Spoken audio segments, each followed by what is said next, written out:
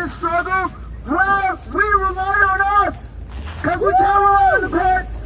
We can't rely on Congress. We can't rely on the Democrats. We can rely on each other and ourselves. And that's what we got now. So I'm in this by, again, lifting up, I might lift the date up, but January 18th, no, 17. Well, which thing is the first thing? So, okay, which is great. Also, come to the rally tomorrow to defend Venezuela at 3 o'clock at Hart Plaza. That's why I'm about to give y'all a sign. Assignment, okay? Tomorrow, 3 o'clock, March, to continue our solidarity with Renee and with Venezuela. Tomorrow at 3 o'clock at Hart Plaza. Yes, sir. Okay, then we have the canvassing day with the People's Assembly. That is Saturday at 10, Saturday the 17th at 10, right? Where at? Grace in Action? Also, on the 17th, from 3 to 5 p.m., Detroit Will Breathe and other groups are holding a mass meeting from 3 to 5 at Central United Methodist Church. That's on Woodward and Adams. And then, to top it off, on Sunday, the 18th, is the People's Assembly General Meeting, right? And what time is that? 2 o'clock, also a Grace in Action. Y'all get all that? Yes, sir. And I'll just say this, I want to end this by quoting my comrade Julia Wallace in Los Angeles. That we need the power and disruption of Black Lives Matter.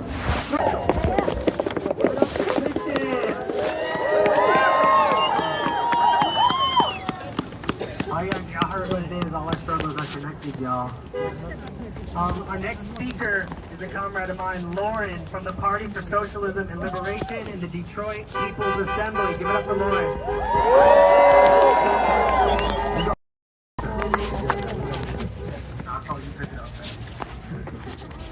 If y'all can hear me say peace, peace. You can hear me say love, Love. Like my comrade said, my name is Lauren, and I'm an organizer with the Party for Socialism and Liberation. As if we don't have enough grief going on in this world, right? Who are you looking for? In an article I read, Renee Nicole Good's mother referred to her as a compassionate, loving, forgiving, affectionate woman who cared for people all her life. Renee was a mother. She was queer, a poet, a singer, and a guitar player. When I read these words, I was reminded of so many different people in my own life. Today, we should be clear that Renee's killers weren't just the ones wearing ICE uniforms on Wednesday. Renee's murder was state-sanctioned murder. Yes, sir. Renee's murder has Trump's signature on it. Yes, sir. It has the signature of every single Democrat and Republican who has stood by or supported the war being waged on immigrants and working class people. Now the United States has the audacity to claim that driving a car away is not only grounds for murder, but domestic terrorism. Shame! But who are the real terrorists here? Are we the ones that shot Renee or chased Jaime Alanis Garcia off of using flashbangs in apartment buildings, kidnapping hardworking people and uprooting their lives against their will? Are we the ones destabilizing and looting countries all over the world, causing to have to leave their homes to come here in the first place? A regular person fighting for her neighbors, a casualty of ISIS racist terror campaign. Terrorists are the armed, militarized thugs occupying our communities, offering imperialism.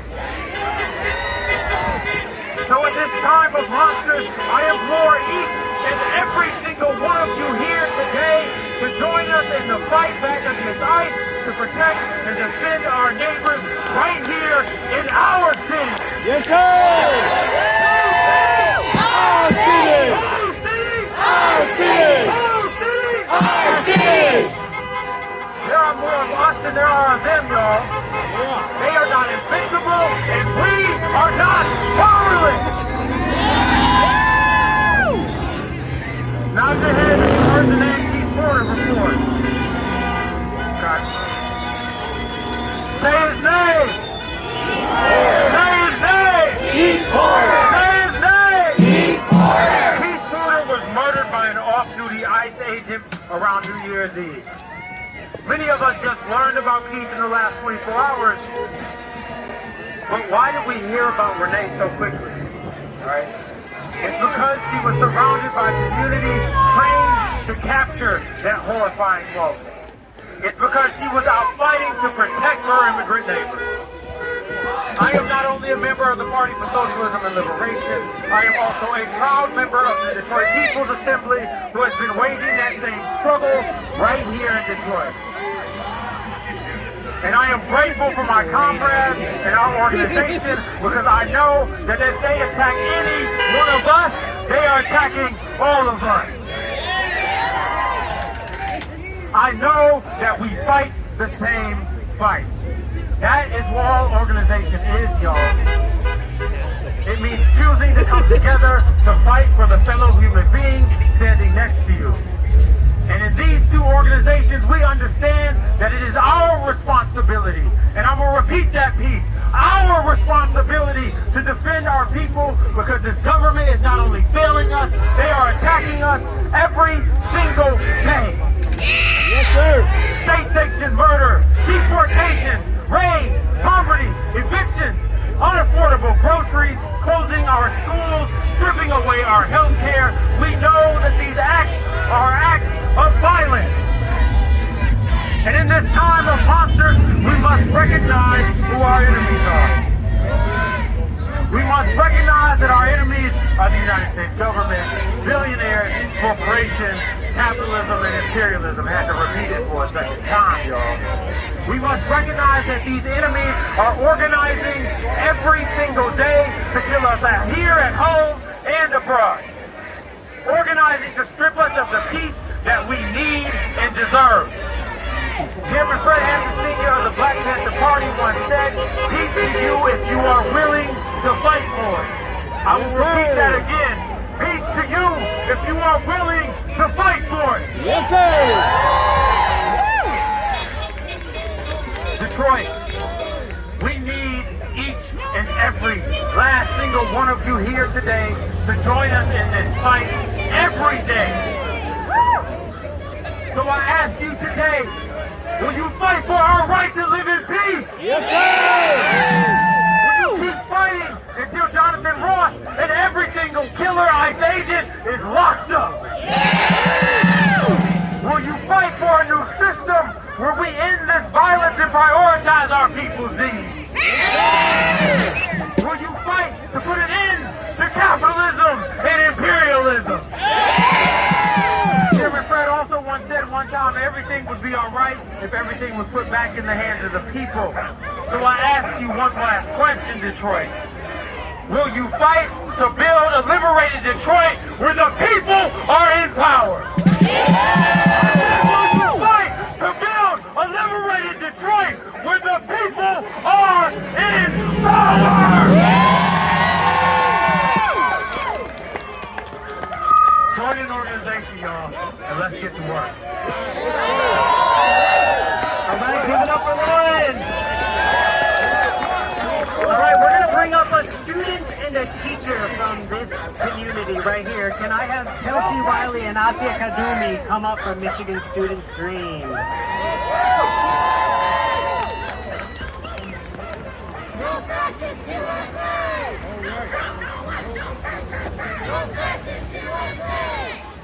Hi y'all, my name is Kelsey Wiley. I'm a high school English teacher here in the city. No, you're totally good. I was like, let me move. Okay, sorry. Our student Asia wasn't able to join us tonight, so it'll just be me. Alright. As a teacher, I always want my students to believe in the good of this world. I never want my students to feel hopeless or vengeful. Oh my, y'all, I've been teaching all day. Ooh. I never want my students to feel feel hopeless or vengeful, but it is impossible and irresponsible to ignore the rage that we all feel as we see our neighbors across the city and country terrorized by ICE and the U.S. government. 5 of our students in DPSCD have been kidnapped by ICE and detained against their will. Across this country, we have now seen 2 people murdered by ICE in 1 week. Keith Porter in Los Angeles and Renee Nicole Good in Minneapolis. Both of these cities have been targeted by the U.S. government because of their immigrant populations. It is of no surprise that ICE is utilizing extreme violence to assert their control. Will Detroit be a future target of Trump's regime? We have seen the empty threats from bans, and I worry that we will see a storm of violence in our city if this administration gives it the green light. As a teacher, I cannot remain complacent in the classroom, nor here in the community. It is important to be able to recognize fascist and authoritarian tactics. Once you are able to recognize the signs, you must act, and because remaining complacent is violence. We are witnessing the over-surveillance of Black and brown communities, be it ICE or Border Patrols roaming our neighborhoods or our schools, or right-wing wannabe influencers harassing daycare centers. Our children and our families are not safe. School districts used to have autonomy and declare that they are sanctuary districts, which meant that ICE and Border Patrol were not permitted to be on school grounds or demand documentation on students or families. Just this morning, I saw a video where ICE swarmed the entrance of Roosevelt High School in Minneapolis, where teachers and administrators tried to protect their students while ICE agents pepper sprayed them. Our schools deserve to be safe places, our neighborhoods and our city deserve to be safe as well. DPSCD is currently a sanctuary district, but I will be frank that the declaration and procedures via email are not enough. Every school in DPSCD needs a Know Your Rights training for school staff, families, and students. I also plead that the city of Detroit declares itself a sanctuary city and that the Detroit Police Department do not assist or corroborate with ICE in any capacity. What we are witnessing in the country is not border security. This is sanctioned state violence. We cannot allow this to be the norm. As members of this community, we must have a presence. We are not outnumbered, but we are out-organized. The time is now to foster connection, community, and public safety, where we as community members will look out for each other and protect each other from these agents. I am a teacher because I believe in a better future, but now I realize that that requires me. Remember, a government that harms their people is not a government that is for their people. Let's go.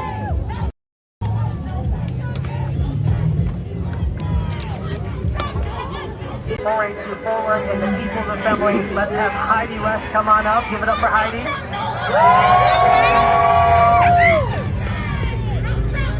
Hello, everyone. Thank you for being here tonight in this defining moment of our times. My name is Heidi. I'm a member of 482 Forward, my student stream, na Asamblea Popular. But besides that, I'm a teacher here in Southwest Detroit, a parent, a mom.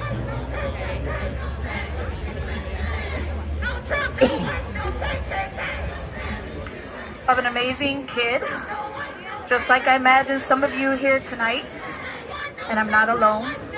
I joined this movement in 2017 when I saw families being separated by ICE, my students' lives being disrupted and torn apart.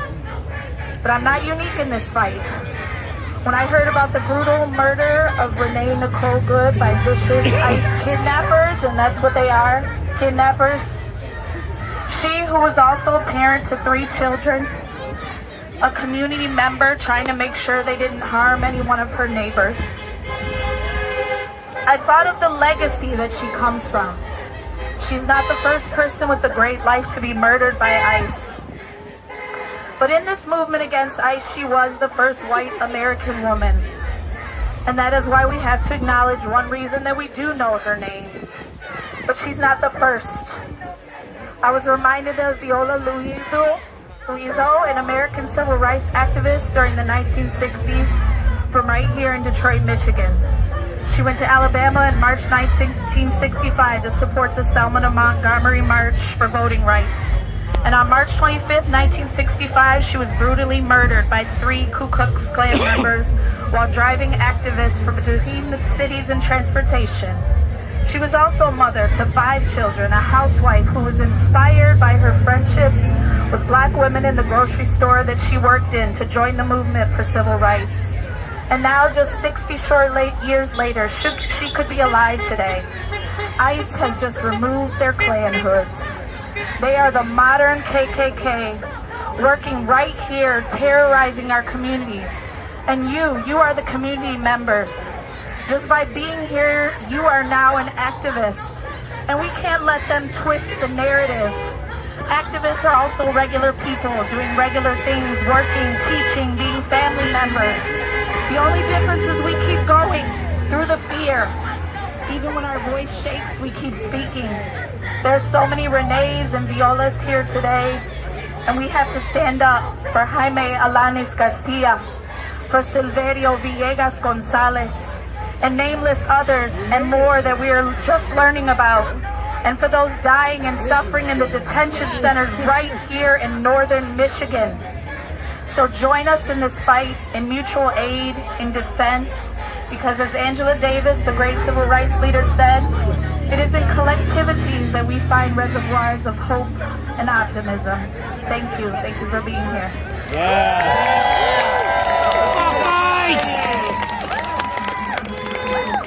All right, we got an incredible organizer whose boots have been on the ground patrolling and defending our community for over a year. Let's give it up for Rocky from the People's Assembly.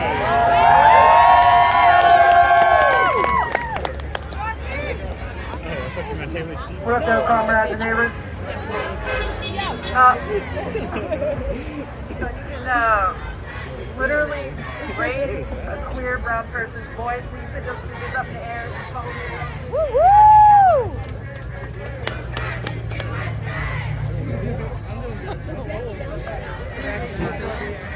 I've been out all day though, so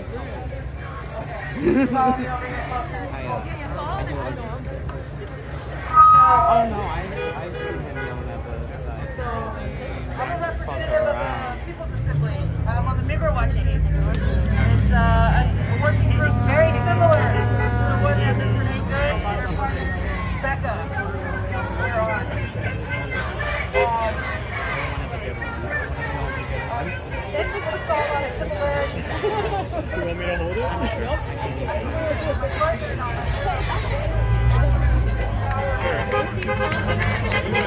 That is nice. You can be anywhere in a crowd. That's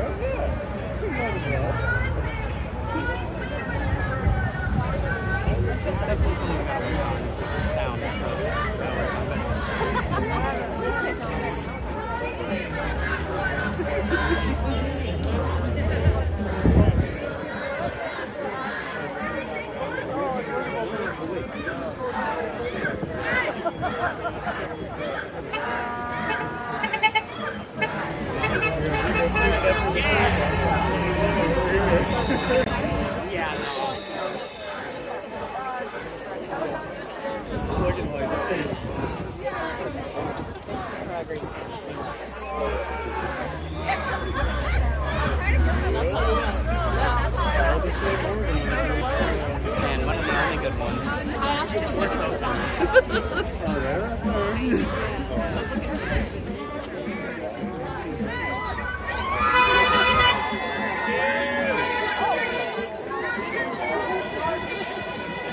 She was going over to the ice.